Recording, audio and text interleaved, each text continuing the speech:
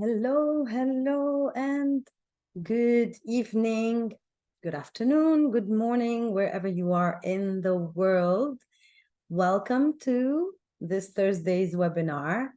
I hope you are having a great Thursday.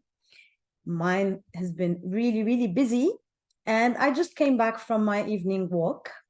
So I do this every evening, and right before the webinar, it happens on Thursday, so it's right before the webinar.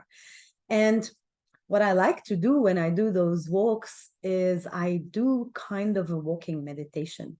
So this is something that I can think, like the things that I want to think of, and I put them into perspective. I call it my own walking meditation. There are lots of walking meditations that you can usually use, by the way, and they might be helpful for today's topic. So today I'm going to be talking about the energy of things around us, the energy of our thoughts, and the energy of people in our life.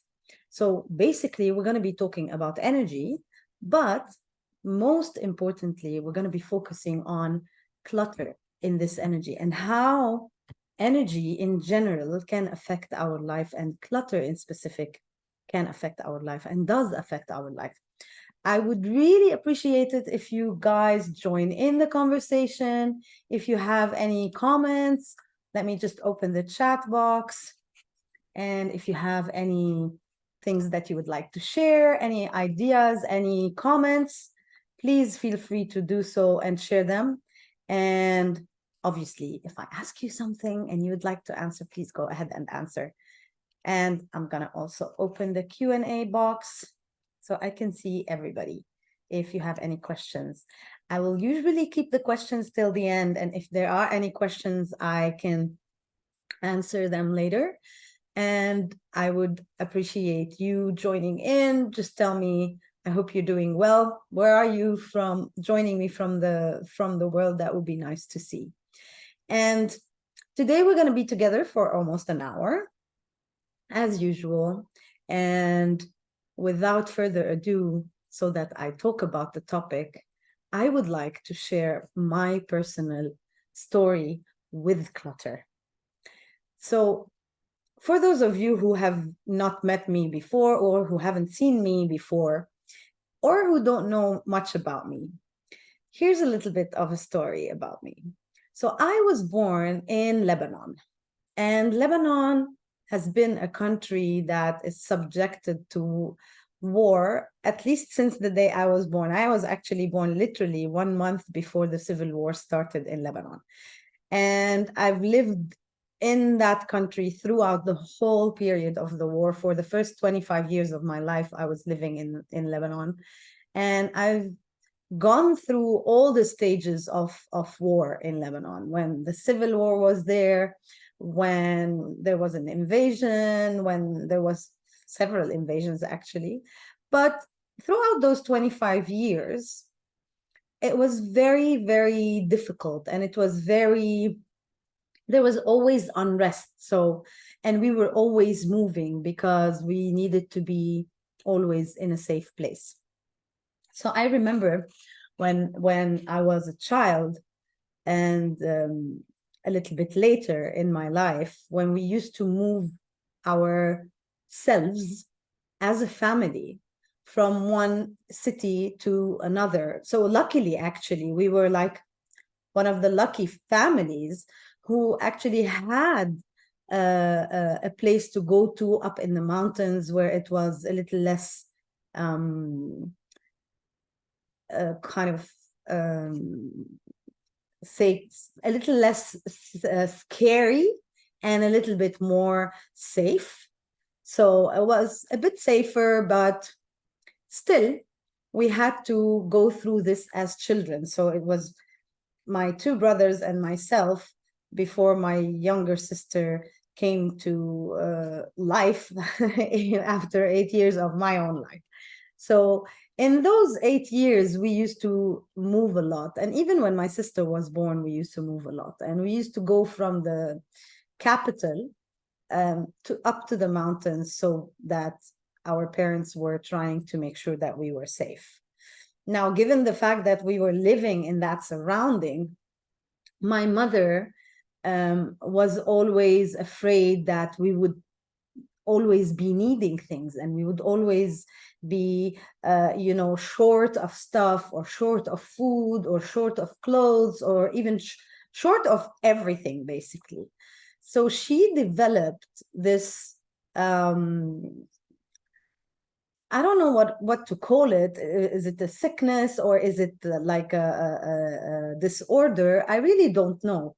But she developed this urge for her to keep everything around. So she wouldn't throw things away. She would always make sure that she has 2 or 3 or 4 quantities of the simplest thing, So, and her argument was always, what if we need it? So she would never throw anything, and she would collect stuff.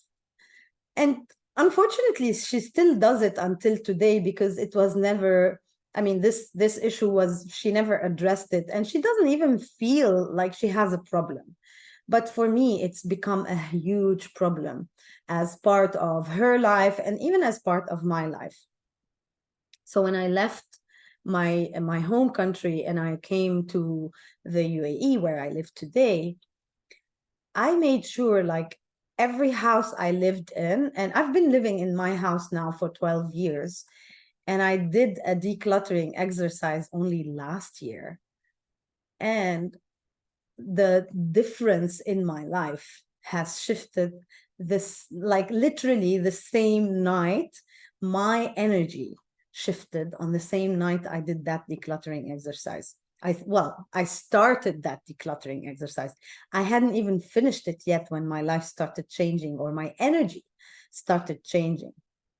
So when I came here, I moved several houses, and every time I move house, I would look at the stuff that I have, and I would think, oh my God, why do I have so much? Why do I have so many things lying around? Why is it that I have so many things and I don't use most of them? So it was always something for me that I have things, and I never understood why I had those things.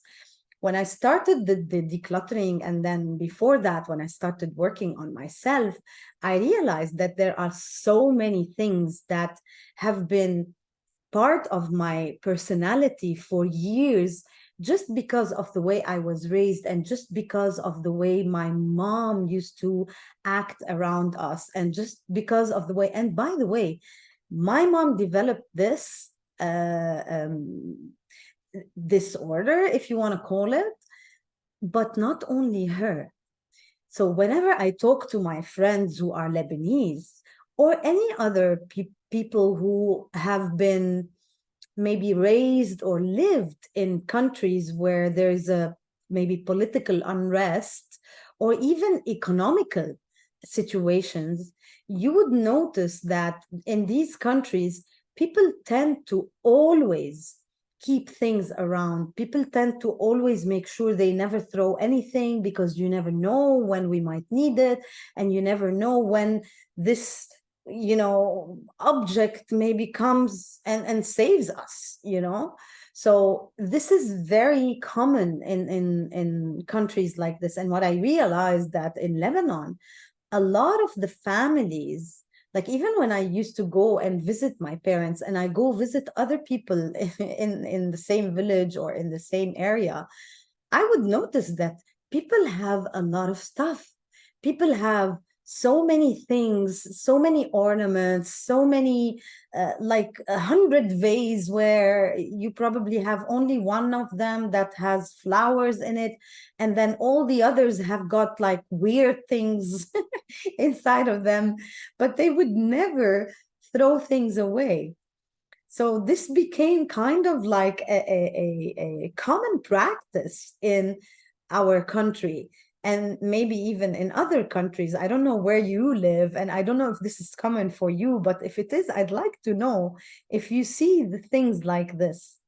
So what I realized is when I started moving the houses, and then 12 years in this same house, maybe actually even 13, you know, 2 years ago, or maybe last year or the year before, when I did the decluttering exercise in my current house and I shifted my space, I actually literally shifted all my life.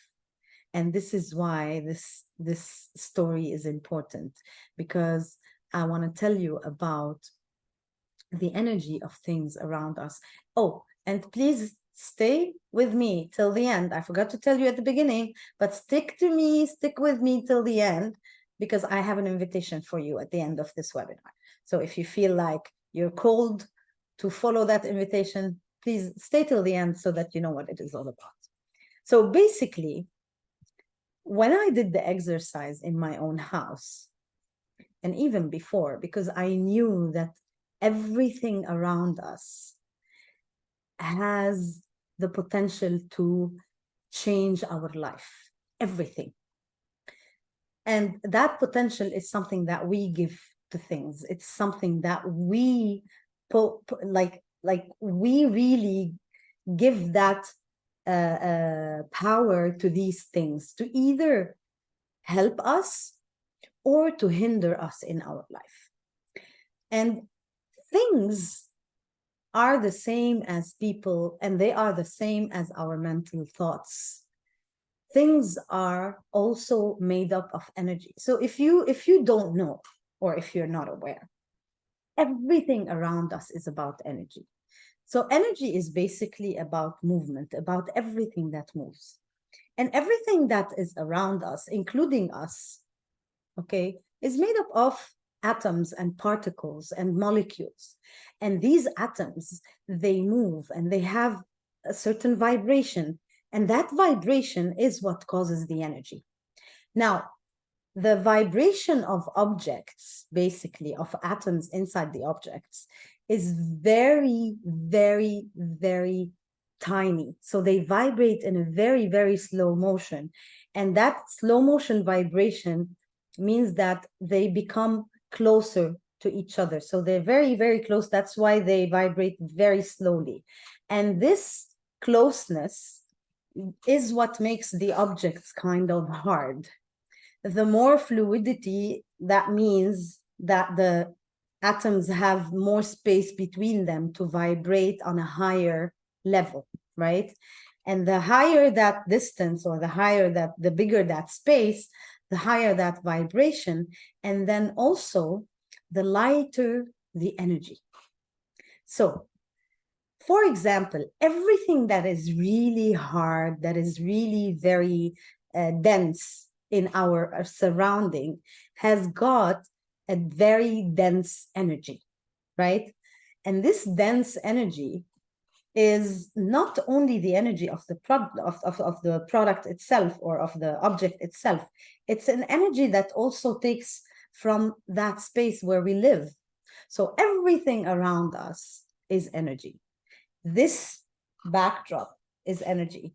This chair is energy. My clothes are energy. You are energy. I am energy.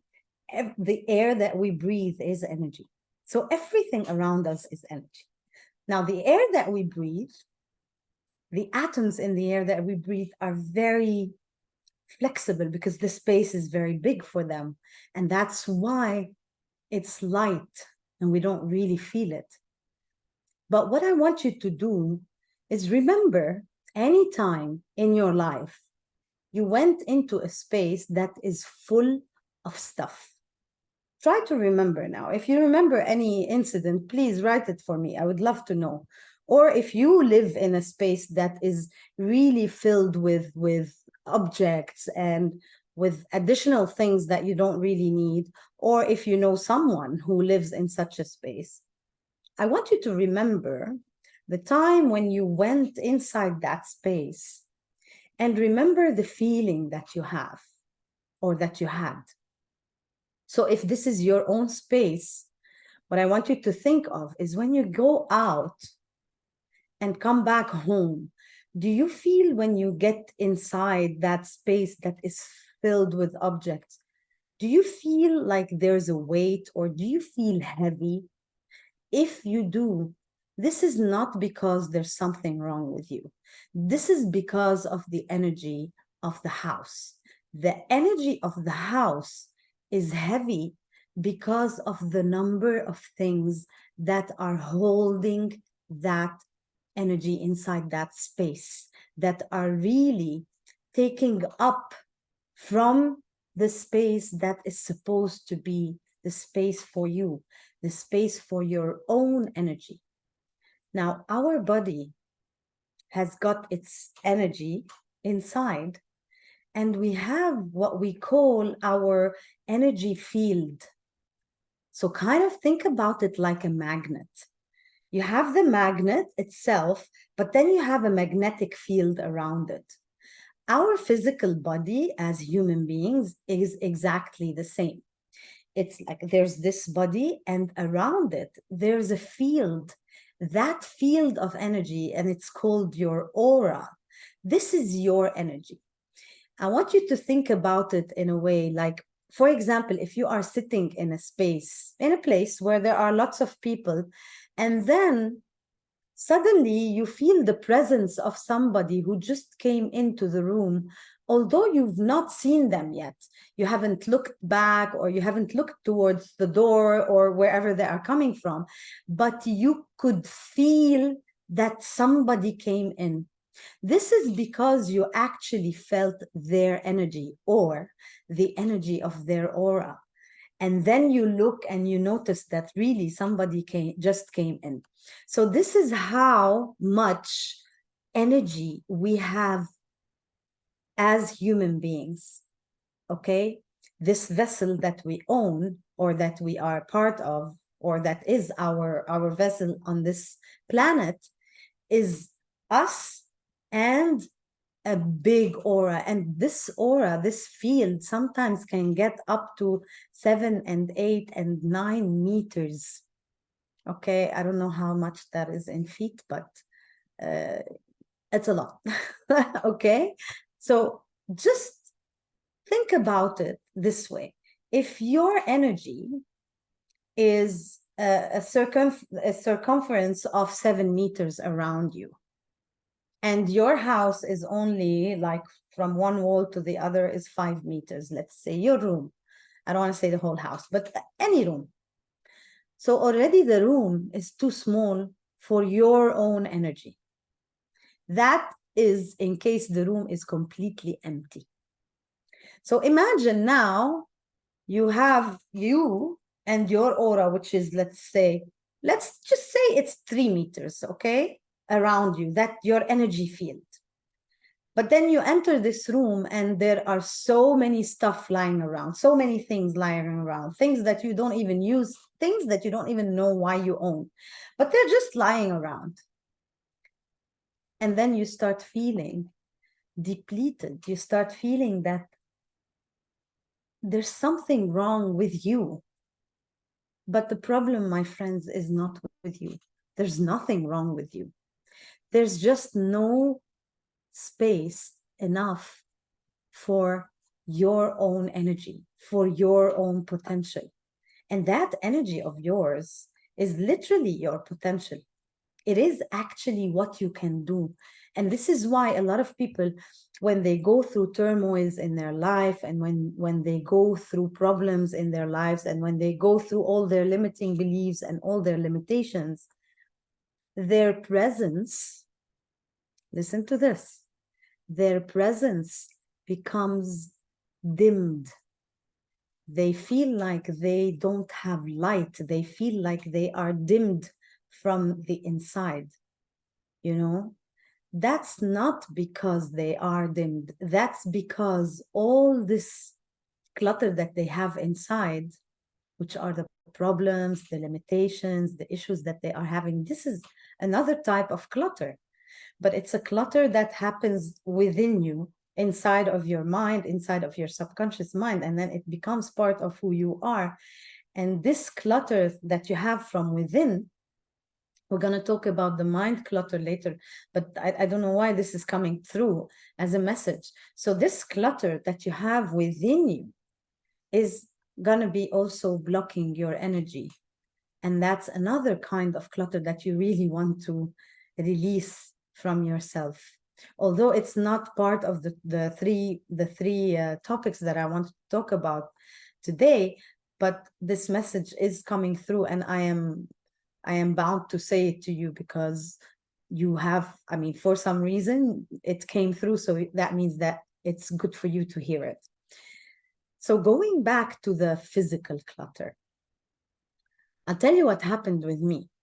And I want you to maybe start doing this exercise. This is one of the things that might really help you starting to release some of the things that are blocked inside. And sometimes things get blocked just because there isn't enough space for them to go out. So when you free that space, they might just reveal themselves and go out and just let go, you know. So when I did my decluttering exercise, and believe me, because my mom is a hoarder and she really keeps clutter all the time, that things that she needs or the things that she doesn't need, I took it, like I said in the post, I took it as part of my existence, to make sure that I don't become a second or a first version of her. So that was not what I wanted for my life. And I made sure everything that I did just because I didn't want to be like her and follow her steps in this direction. So when I did my exercise, I remember my house, like in general, doesn't really have a lot of clutter. But what I realized was that my bedroom had so many things that were there, but did not need to be there. So, for example, I used to work in the corporate world, and I used to have a lot of suits, a lot of dresses that I was not even wearing. And I wasn't wearing them for like years, but they were still there. I actually had to buy an extra closet to put my clothes in it, although I was not really wearing those clothes.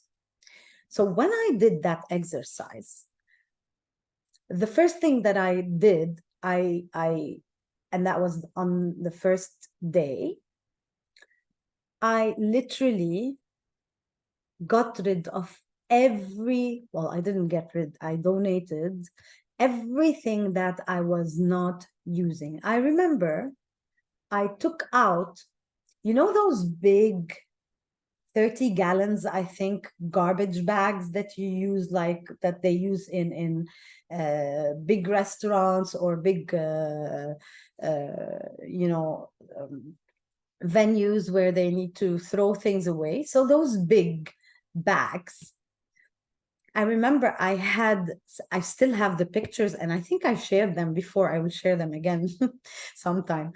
But I took out 17 bags from my bedroom only, considering only my clothes and my shoes and my bags. That's it. 17 big garbage bags. Now, what happened is I put everything away, everything that I wanted to donate, everything that I'm not using anymore. I put them away in those bags, and I used only one cupboard, one of the cupboards that I had in my room, and one dresser. I used these two to put everything that I kept away.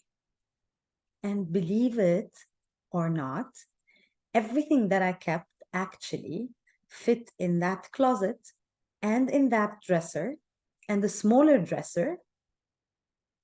And that was it. And there was actually more room, still additional room for more stuff. So that closet was not completely full. Now, why am I telling you this? I'm telling you this because The minute I took everything out and I put them in the bags, and my intention was set to give everything in the bags away, that night, for the first time in the 12 years that I lived in this house, I had the best sleep night ever. Non-stop sleeping. I did not go, I wake up 2-3 times every night. That night, I had a straight shift of sleeping. I did not wake up for a second, and I slept for almost 8 or 9 hours. And that for me is like a success story, for me to sleep that long without interruption. And this is, my friends, I'm telling you this just so you know what effect things have on us, and how much the energy of things can actually hinder our own progress and our own life. Another thing I realized also is where I sit inside the house. And that's why I also started doing Feng Shui, which is the art of knowing how and where to use directions and colors inside of your own space, so that you can use those for your success or for your health or for your wisdom or even for your relationship. And I realized at one point in time that I was even sitting on my desk, and take those as tips, people. If you are that person and you have, like, if you work from home and your desk is facing the wall, please don't. Your desk should not be like facing the wall, as in seeing the wall. Yes, that's fine. It's actually, I'll give you a tip.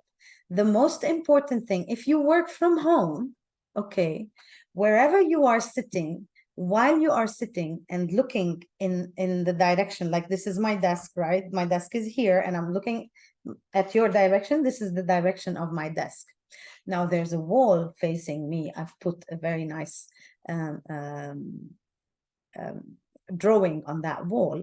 But what's important in the way I've set my desk now is that actually when I look this way, I can see the entrance to my house. I can see my door. So I'll give you this as a tip.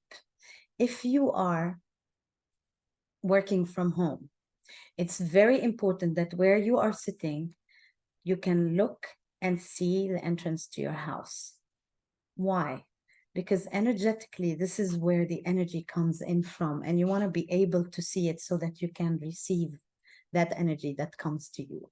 So I'll give you this as a tip. If you don't know, now you do. So maybe you want to make some arrangements around the house and just change how your desk is located inside your house. This is a little bit out of the topic. It's not really out of the topic because, again, it's all about energy.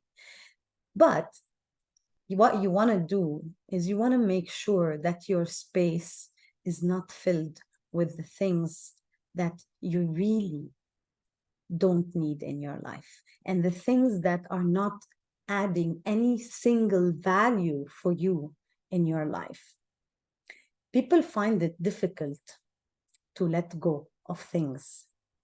It's the same way as finding difficulty to let go of people in your life. You letting go of things, letting go of people, letting go in general is not an easy task. People really find it difficult to do that. But what I want you to do is I want you to think about it and see how your space is affecting you, and find your solutions. Every person has got their own solutions. Find your solutions. Maybe, for example, maybe for you, it's enough to just, clear your bedroom space.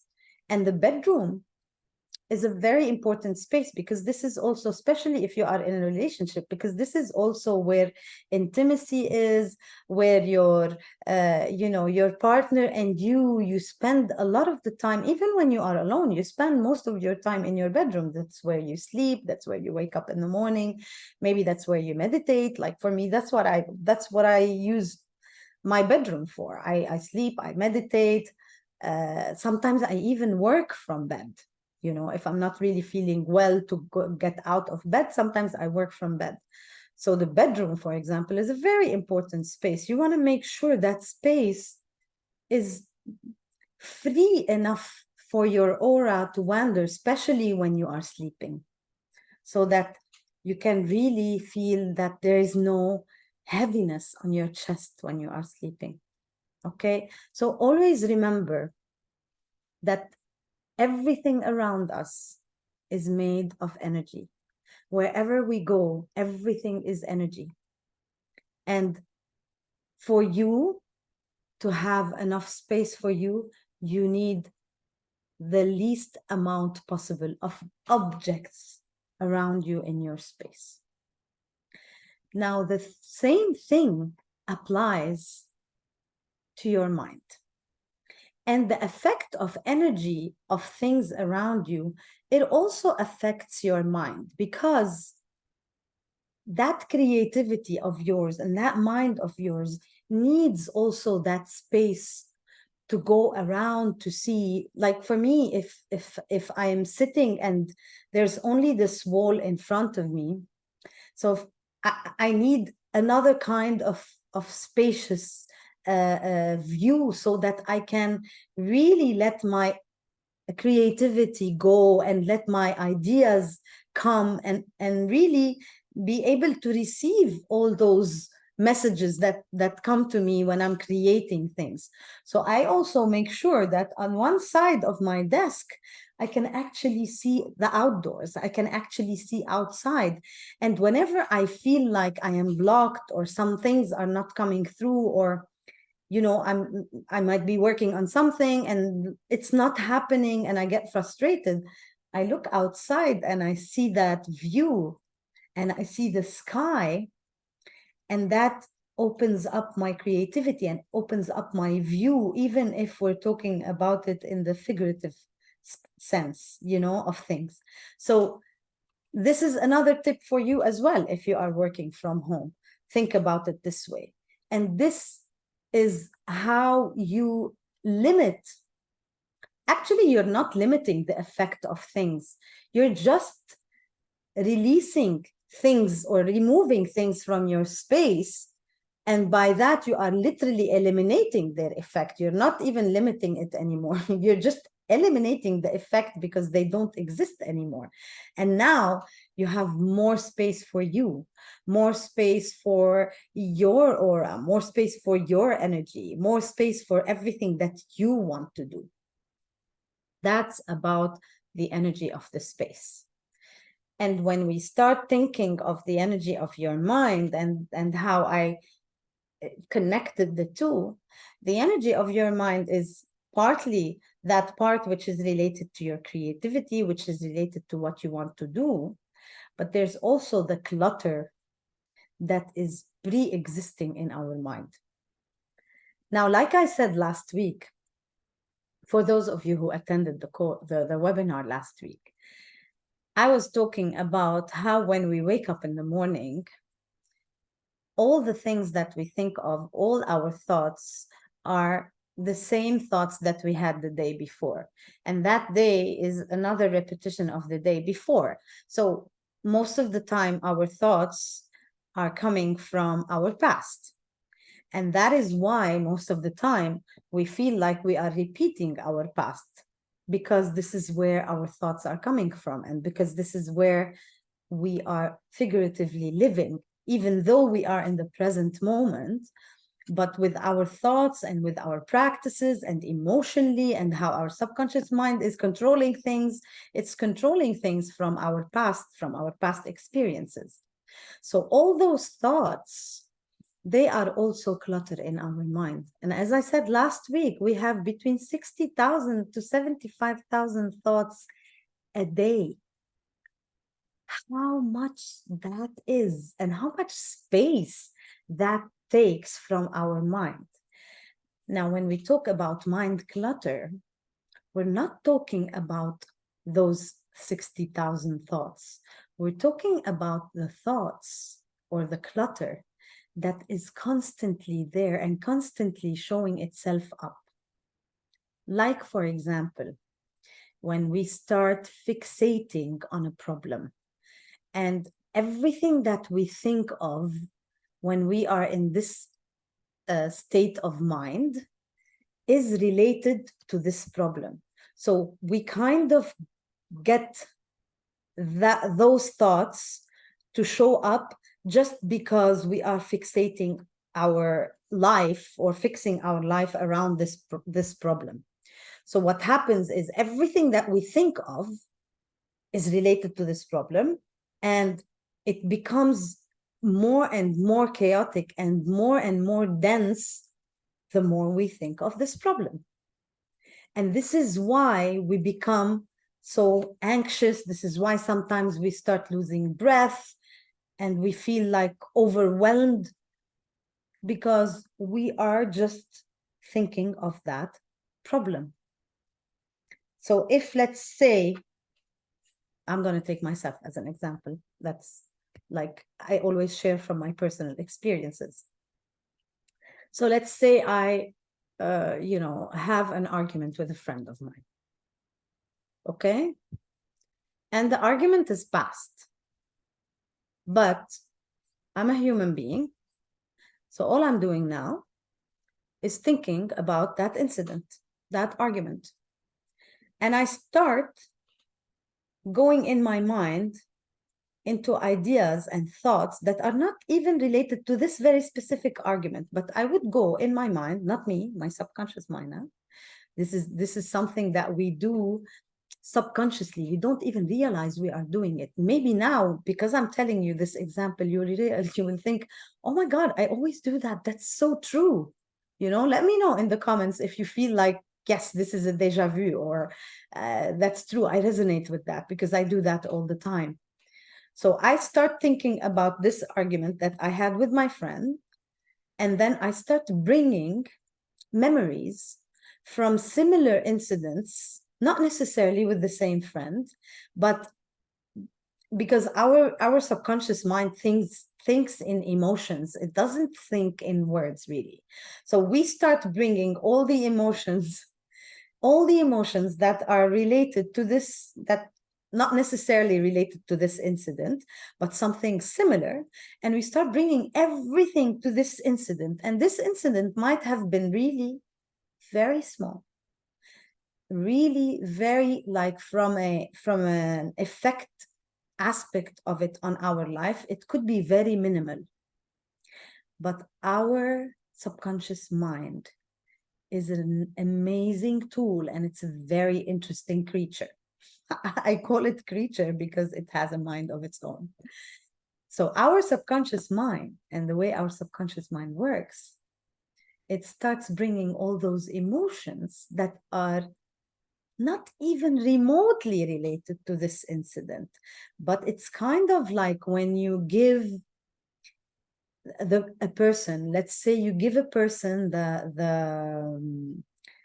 idea or the freedom to scream when they have been so silent all their life. And you tell them, you know what, now you can scream your lungs out. So that person will take this opportunity and will just go crazy with it. Our subconscious mind does the same thing when we face a very small incident in our life, and it starts bringing in all those memories, all those emotions, all those experiences on top of that very small experience. So this very small experience now becomes this huge mountain that we think we cannot even cross, or we cannot even climb, or we cannot even think of how we can sort it out or how we can fix it for ourselves.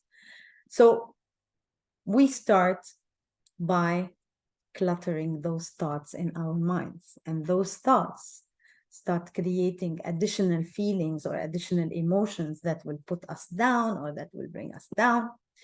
And that, my friends, is how this mind clutter starts working on you and starts shifting your life from being a simple and easygoing person and relaxed person to being an overwhelmed or an anxious or an all over the place person, just because of those cluttered thoughts that come into your mind, and they become so many and they become like all over the place.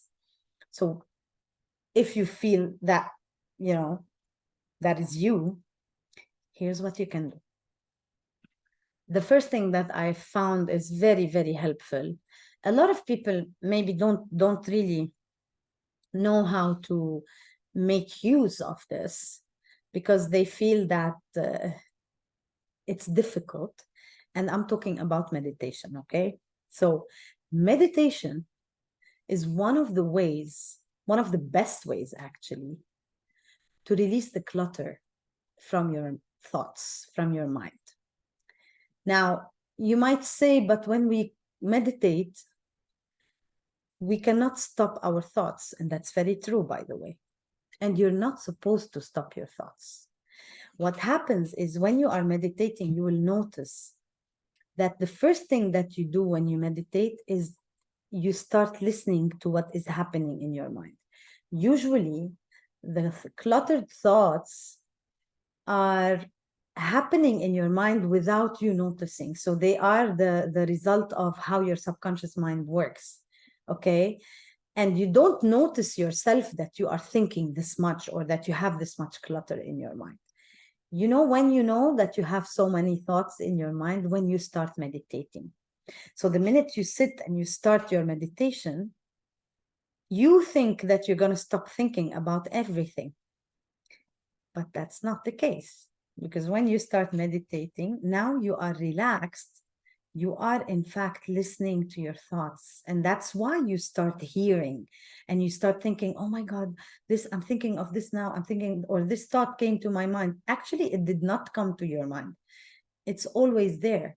But now, because you are meditating, because you are in a relaxed state, because you are accessing your lower vibrating brain waves, like the theta brainwave, for example, you become more aware of the thoughts that have already been there since forever. And you're always thinking of them without knowing. So when you start meditating, this is what happens. And people think, oh my God, I have so many thoughts and I shouldn't be thinking because now I'm meditating. You are actually listening or hearing your thoughts because you are meditating. So what you want to do is, and this is how meditation helps clearing the clutter in your mind, is you want to acknowledge these thoughts and you want to focus your attention back on your breathing when you are meditating. So you acknowledge the thoughts. Okay, I know you exist. I get it. And then you focus back on your breathing. When you focus back on your breathing, you are literally shifting your attention, the attention of your mind, to your breathing. So this means, and your mind and your breathing, so for you to focus on your breathing, you won't be able to hear any other thoughts. If you're still hearing, that means that you're not focused on your breathing yet, okay? Because your mind doesn't multitask in that way. So when you decide to properly focus on your breathing, you will notice that now when you're focused on your breathing, even, and by focusing on your breathing, you can even do the count. You can say, like, for example, if you are breathing 4 in and 4 hold, or 5 hold, or 7 hold, and then 8 out, you are counting. So that's how you will completely lose that line of thought that you had when you do meditation. Another way is actually to do mindfulness meditations. And mindfulness meditations are basically meditations that will bring you back to the present moment instead of you lingering in your mind in the past. So these meditations also are important and they are very helpful to clear your thoughts and to relax or to declutter your thoughts. And another thing that I like doing as well is journaling. Now, journaling The difference between journaling and anything else is actually you are thinking of the thoughts, they are coming to your mind, and you know that they are there. But now, what you are doing is you are bringing them out instead of keeping them in your mind and lingering on them in your mind. You are actually, it's kind of like when you let's consider it thought a thoughtful or a thought throw up. It's like you're throwing up thoughts, right? So you just want to throw them away from your mind to that piece of paper in front of you. And the minute you do that, that thought is no longer stuck in your mind. It is now out and it's on the papers. So journaling is also another way for you to let go of that clutter that you have in your mind. Okay? So I gave you three tips for you to let go of those cluttered thoughts in your mind. Meditate, do mindfulness, and mindfulness is really what brings you to the present moment, and do some journaling. The last thing I want to talk about today is how we declutter people in our life. Now, decluttering people does not necessarily mean that you just, get them out of your life. Sometimes it does, but most of the time it's not that. Most of the time is actually becoming an expert at creating boundaries for people in your life. One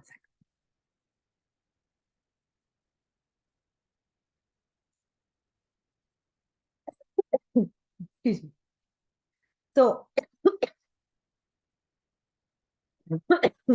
excuse me. So, some people are not very happy that I'm saying that, but it's the case. There are lots of people that come into our life, and every single person who comes into our life, remember that and keep it in your mind. Excuse me. Every person who comes into our life, first of all, they don't come into our life on their own. They don't come into our life. We bring them. We allow them to be part of our life. There are lots of people out there who pass by, who we see on daily basis. They don't become part of our life. Why? Because we did not invite them, right? So every person who is really a part of your life is a part of your life because you invited them. Why am I saying this? Because the same way you invite people in your life, you are allowing for things to happen. Now, a lot of people come into our life. Actually, every single person who we bring into our life, we bring into our life for a reason. And that main reason is to teach us. Teach us what? It depends on the person. It depends on the situation. It depends on what we are supposed to learn, right? Or what we are looking for to learn. So many people come to teach us patience, for example, which is one of the virtues that our soul needs to learn. A lot of people come into our life, or we bring into our life, to teach us compassion.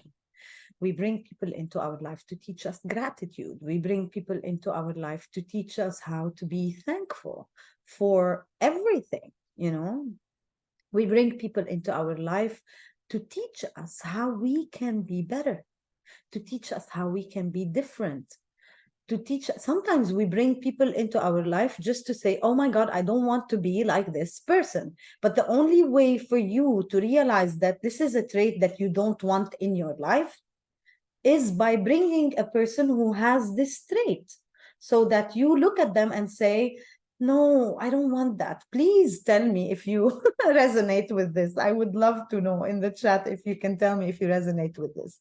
So a lot of times, for example, I have lots of friends. Lots of friends. And a lot of them, I bring them into my life. I brought them into my life. And then suddenly there's something that happens. And then I start kind of pushing them away or seamlessly creating some boundaries. Why? Because I have learned my lessons from those people.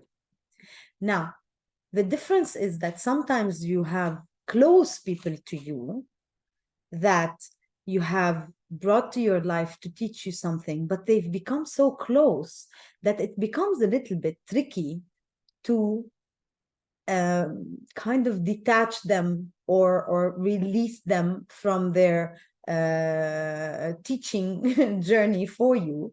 So you feel like there might be something wrong for you to just, push them away.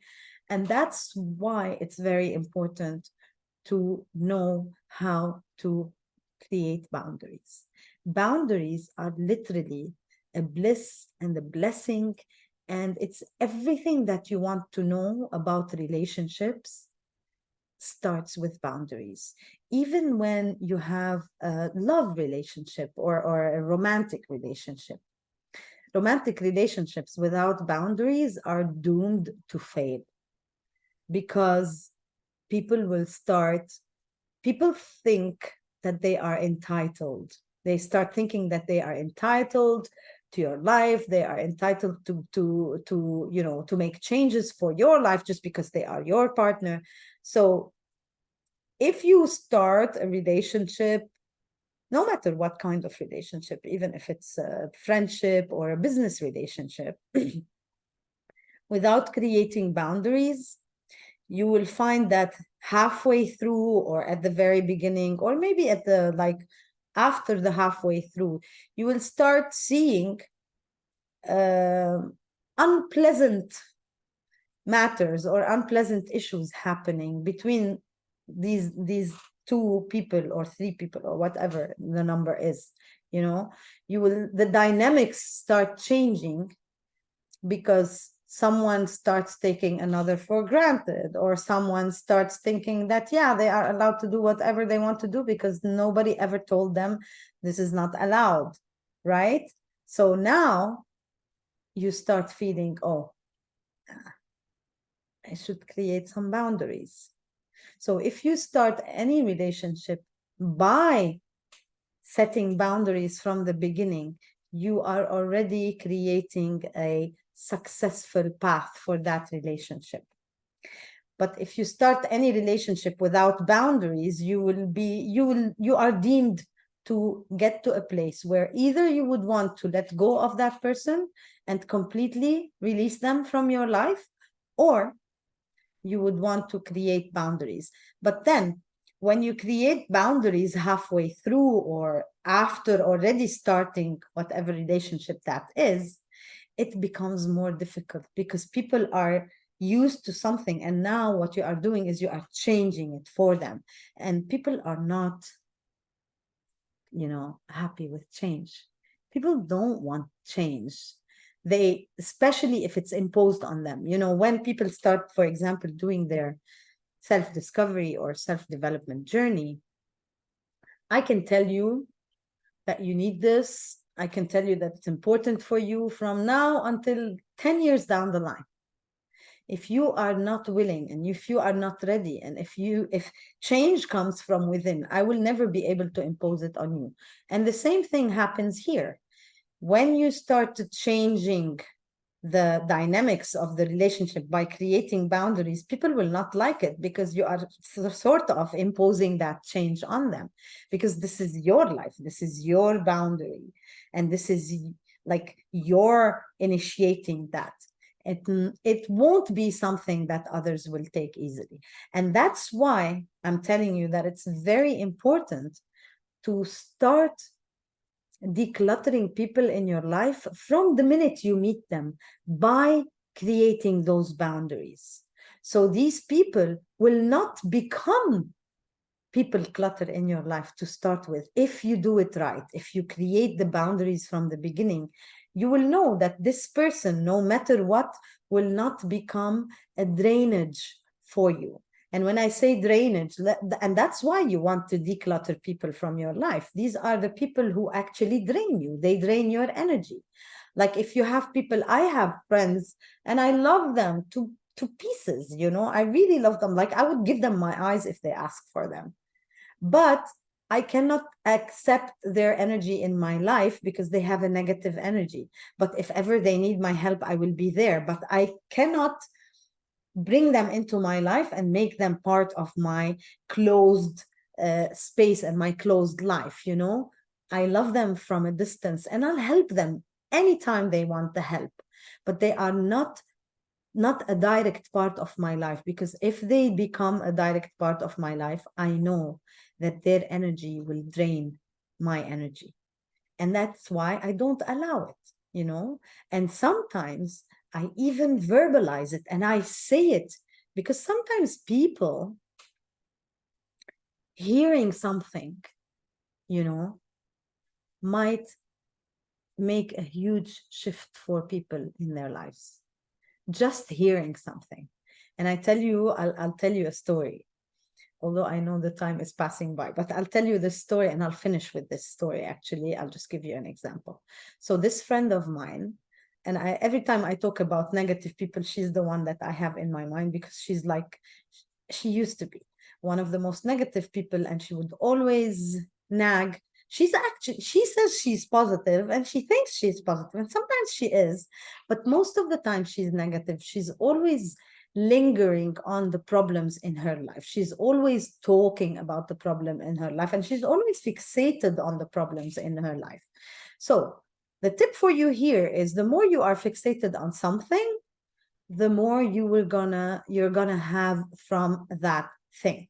So instead of fixating or fixing your thoughts and fixing your attention on problems, fix your attention on good things. That's a tip that you should always keep in your mind.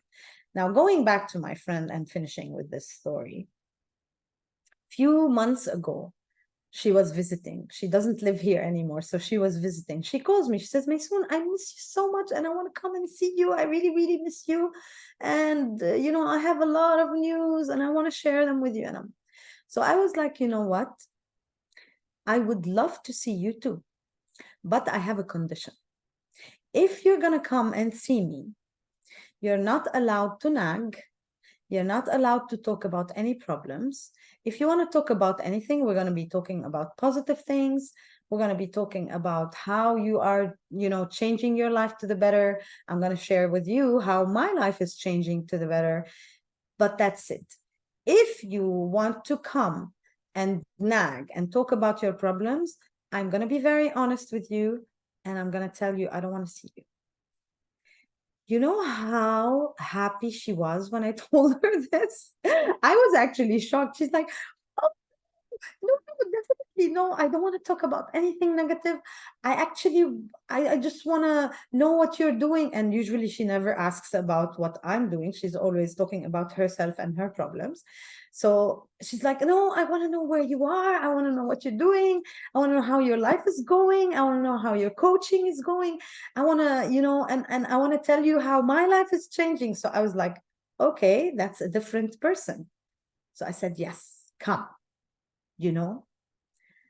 But I was very honest and I was very clear. So this is the story I'm going to end with. Now, if anything that I have said during this webinar today feels like something that you are going through, and if you feel like what I have gone through as an experience has taught me a lot and has changed my life, and you feel like you want to experience that same change, or you want to go at least through a very similar experience, here's my invitation to you. All you need to do is ask for a call. I call them Champions League calls with me. What we will do on this call is very simple. We're going to go through what is going on with your life. We're going to go through your current situation. Where are you at today? And we're going to figure out, or you're going to tell me actually, where you want to be. That's if you already know, because a lot of people sometimes don't know because they are so stuck in their past that they don't even know where they want to go in their future. So if you are someone who is, just going through a lot and thinking that, you need a breather, just let me know, reach out to me, ask for that call, and let's have a talk. And during the call, depending on how the call goes and depending on what you're going to be telling me, I will be giving you a lot of tips that will come through the call. I don't know. It really depends on how it's going to be. It is usually very organic. So whatever comes through, I will just give you the tips that come through. At the end of the call, if I feel that I am the right person to guide you, that I have a plan for you, and that our energies work together, I will then share with you my plan for you, and I will let you know how it looks like to work with me. And if that is something that you are keen on, then we can finish and go through that journey together. So again, all you need to do is book that call. I share the call link in the emails all the time. I share them on the posts as well. And I share them when we chat on Messenger. So whenever you feel that you are ready and you want to do that call, just let me know and we will get on that call together and we'll take it from there. And remember, if there's anything specific that you would like me to talk about in the next or coming webinars, just send me messages, let me know, and I'll be more than happy to answer your, requests. And I'll see you again next week. Ciao, ciao. Have a great, great Thursday.